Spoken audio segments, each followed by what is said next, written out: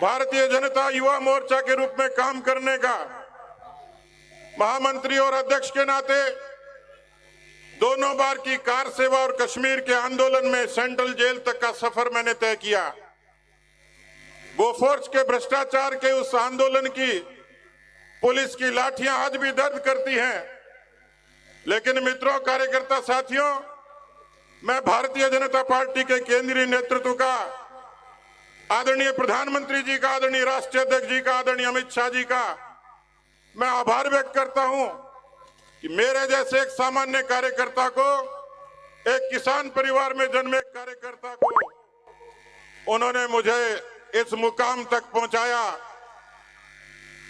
मैं इन पिछले 3.25 वर्षों में जिस तरीके से आप सब लोगों ने मुझे आशीर्वाद दिया, मेरा मन करता है कि मैं कार्यकर्ता रूपी भगवान को मैं नमन करूं, प्रणाम करूं, अभिनंदन करूं।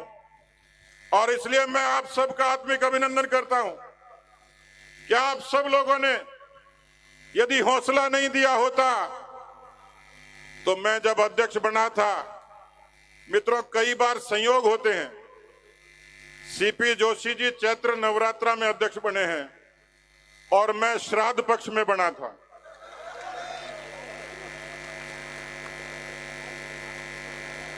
मित्रों, मुझे सब लोग कहते तू श्राद्ध में बना है, तेरी मियाद कितनी है पता नहीं, अब गया तब गया। लेकिन मुझे किसी ज्ञानी ने कहा कि तुझे पितरों का आशीर्वाद है, और उन पितरों के आशीर्वाद ने इतनी ताकत दी कि 2 बार कोरोना से लड़ाई हुई, जिंदगी और मौत की जंग लड़ी, लेकिन मेदांता हॉस्पिटल से आपकी दुआओं से जीतकर वापस मैदान में आया। मित्रों, कोरोना के उस कालखंड को कौन भूल सकता है। राष्ट्रीय अध्यक्ष जी ने, माननीय प्रधानमंत्री जी ने कहा कि सेवा ही संगठन के संकल्प को आगे बढ़ाइए।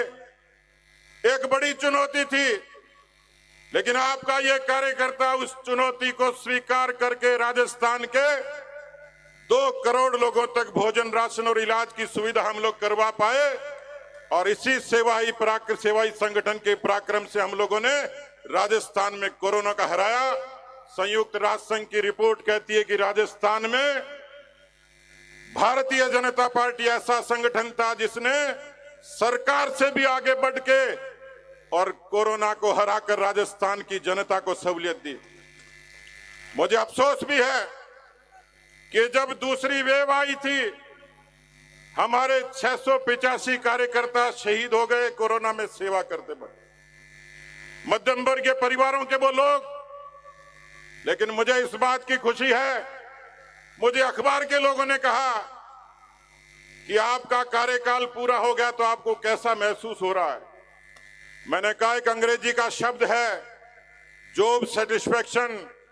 हम सब ने मिलकर भारतीय जनता पार्टी की शक्ल को केवल नारों की नहीं, राजस्थान की इस मरुधरा पर सरोकारों की पार्टी बनाकर हमने समाज के रचनात्मक पक्ष को छुआ है। मित्रों, मुझे इस बात की खुशी है, हम सब साथियों की बदौलत आज भारतीय जनता पार्टी का संगठन 52,000 बूथों से लेकर 50,000 बूथ तक भारतीय जनता पार्टी का एक सशक्त संगठन मजबूती के साथ खड़ा है। मित्रों, इसलिए मैं आपको धन्यवाद देना चाहता हूं। मित्रों, इस राजस्थान की धरती पर इस कांग्रेस पार्टी ने जिस तरीके से कर्जा माफी का ढोंग रचा, बेरोजगारों के साथ वादा खिलाफी की, कानून व्यवस्था को ध्वस्त किया और भ्रष्टाचार की गंगा बहाई, ये पहली सरकार थी जिसमें 9 लाख मुकदमे दर्ज हुए, 17 बलात्कार रोज हुए, 7 हत्याएं रोज हुई। इस राजस्थान की धरती पर उन किसानों से जो वादा खिलाफी की, राजस्थान का 60 लाख किसान 1,20,000 करोड़ के कर्जे की माफी की आस में था। 200 से ज्यादा किसानों की आत्महत्याएं हुई, 18,000 किसानों की जमीन नीलाम हो गई। मित्रों, 28% बेरोजगारी राजस्थान की धरती पर, और राजस्थान के 10,000 नौजवानों ने आत्महत्या कर ली बेरोजगारी और दूसरे कारणों से। मित्रों, क्या ऐसी सरकार को आप बदलना नहीं चाहोगे?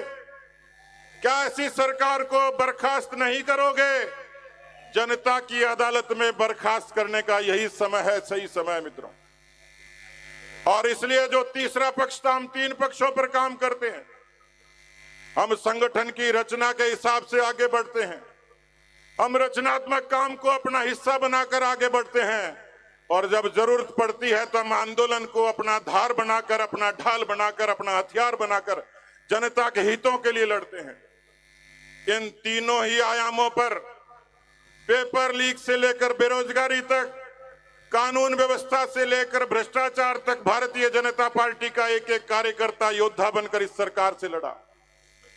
और इसलिए कार्यकर्ता साथियों, ये 3 चुनौतियां थी। हमने संगठन को दुरुस्त किया, हमने सेवा का पराक्रम किया, हमने धरती पर आंदोलन के जरिए राजस्थान की जनता के बीच में अलख जगाने का काम किया।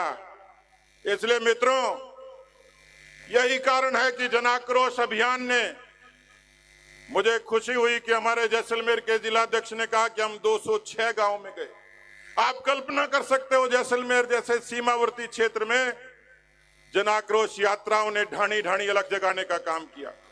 हम 2 करोड़ लोगों तक गए, 64,000 सभाएं हुई, 5 लाख कार्यकर्ता जुटे, और इन सभाओं ने राजस्थान में कांग्रेस पार्टी की ताबूत में आखिरी कील ठोकने का काम किया मित्रों।